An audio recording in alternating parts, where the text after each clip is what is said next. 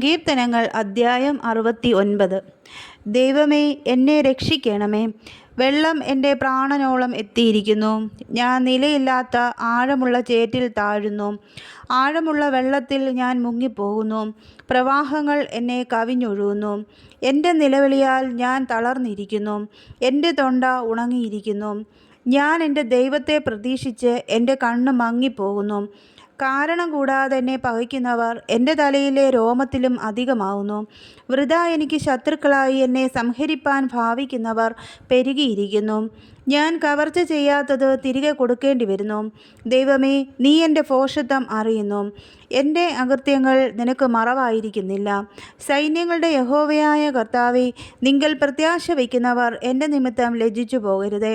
ഇസ്രായേലിൻ്റെ ദൈവമേ, നിന്നെ അന്വേഷിക്കുന്നവർ എൻ്റെ നിമിത്തം നാണിച്ചു പോവരുതേ. നിന്റെ നിമിത്തം ഞാൻ നിന്ന സഹിച്ചു. ലജ്ജ എൻ്റെ മുഖത്തെ മൂടിയിരിക്കുന്നു. എൻ്റെ സഹോദരന്മാർക്ക് ഞാൻ പരദേശിയും എൻ്റെ അമ്മയുടെ മക്കൾക്ക് അന്യനും ആയി തീർന്നിരിക്കുന്നു. നിന്റെ ആലയത്തെക്കുറിച്ചുള്ള എരിവ് എന്നെ തിന്നുകളഞ്ഞു.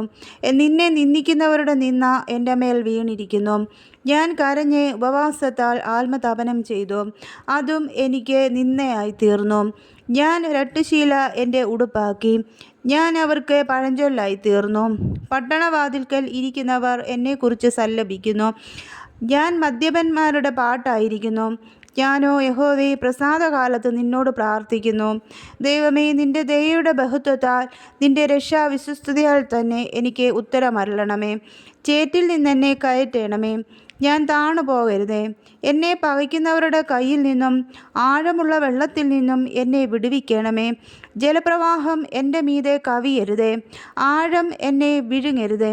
കുഴി എന്നെ അടച്ചുകൊള്ളുകയുമരുതേ.